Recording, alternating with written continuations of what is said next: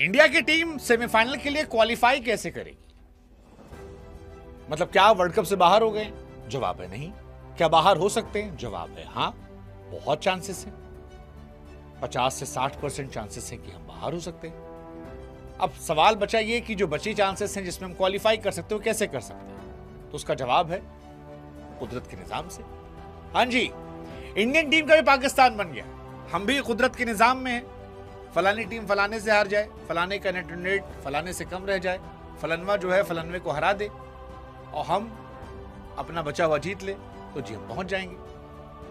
अब ये अफसोसजनक है, लेकिन है यही, इंडिया का पाकिस्तान बन चुका है और हमें अब सिर्फ खेलने की नहीं बल्कि दुआओं की भी जरूरत है। इसीलिए हमको लगा कि आज इस वीडियो में आपको समझाते हैं कि इंडियन टीम जो है वो सेमीफाइनल के लिए क्वालिफाई कैसे कर सकते हैं। क्या ऐसा होगा कि इंडियन टीम जो है वो सेमीफाइनल तो चली जाए? तो देखिए जी, बड़ी आसान कहानी है, कोई बहुत रॉकेट साइंस नहीं है। ग्रुप स्टेज में इंडिया को सुपर 8 में 76 रन से हार मिली है। इंडिया की लंका लग गई है। साउथ अफ्रीका एक और मैच जीतेगी आसानी से, वो सुपर 4 में यानी सेमीफाइनल में। तो साउथ अफ्रीका को मैं ये मान के बैठा हूं कि वो आसानी से पहुंच जाएगी, क्योंकि जिम्बाब्वे या फिर वेस्ट इंडीज किसी एक को तो वो हरा देंगे। इंडिया को अगर वो इतना गंदा कूट सकते हैं तो वो किसी एक को तो कूटेंगे और वो सेमीफाइनल में जा रहे हैं। यानी 4 टीमों में से 2 टीमें जानी है, उसमें से एक टीम पक्की होगी, यानी 50% कहानी गई। अब बचे 50% में 3 टीमें हैं, उसमें इंडिया के चांसेस कितने हैं?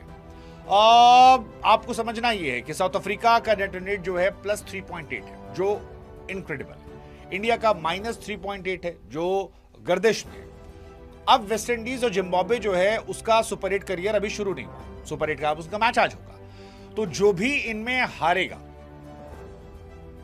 एक लेट्स जस्ट होप कि बहुत बड़ी जीत ना हो, मतलब हार जीत इन दोनों के बीच में हो, लेकिन कोई टीम बहुत बड़ी ना जीते, क्योंकि बहुत बड़ा जीत गया तो सेकंड टीम का नेट रन रेट बेहतर हो जाएगा। तो चाहे जिम्बाब्वे जीते या फिर West Indies, let's just hope कि इनका एक क्लोज मैच हो जिसमें almost neck to neck run rate इनका हो और गड़बड़ ना हो, क्योंकि एक का गड़बड़ हो गया लेकिन दूसरे का स्ट्रांग हो गया तो हमारे लिए मुश्किल है। अब इंडिया को यहां से दुआएं शुरू करनी पड़ेंगी। दुआ कि साउथ अफ्रीका जो है वो अपने बचे हुए मैचेस जो है वो दोनों टीमों से जीत ले, यानी जिम्बाब्वे और वेस्ट इंडीज दोनों को साउथ अफ्रीका हरा दे। तो इससे कहानी क्या होगी कि साउथ अफ्रीका के हो जाएंगे 6 पॉइंट और वो आसानी से पहुंच जाएंगे सेमीफाइनल में। साउथ अफ्रीका अगर दोनों मैच जीत जाती है तो वो टॉप होकर चले जाएंगे। इसका मतलब ये होगा कि फिर बाकी टीमें, जो कोई भी टीम है, वो मामला उन्हें गड़बड़ाएगा। उसके बाद अगर इंडिया अपने बचे हुए दोनों मैचेस जीत लेती है, यानी वेस्ट इंडीज और जिम्बाब्वे, इन दोनों से इंडिया जीत लेती है, तो इंडिया आसानी से क्वालिफाई कर जाएगी। यानी हम तो जीते ही जीते, लेकिन हमारे जीतने के साथ साथ अगर साउथ अफ्रीका बाकी दोनों टीमों को हरा देती है तो फिर हम आसानी से क्वालिफाई कर जाएंगे। बट सवाल यह है कि अगर साउथ अफ्रीका एक मैच हार गई तो क्या होगा? अब देखो, साउथ अफ्रीका, उसका भी सिनेरियो देख लेते हैं। जिम्बाब्वे और वेस्ट इंडीज का मैच है।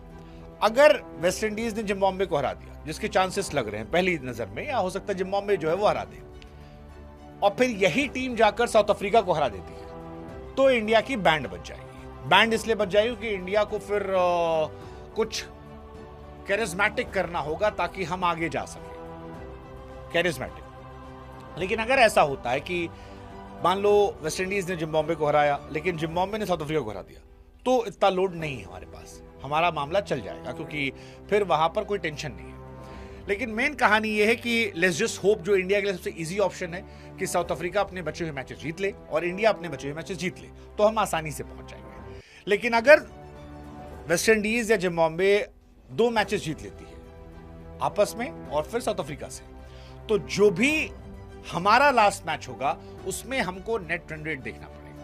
हाँ, इंडिया का एडवांटेज ये है कि इंडिया का जो आखिरी मैच है वेस्ट इंडीज के साथ, उसमें इंडिया को आइडिया होगा कि हमको ये मैच कितने ओवर में जीतना है,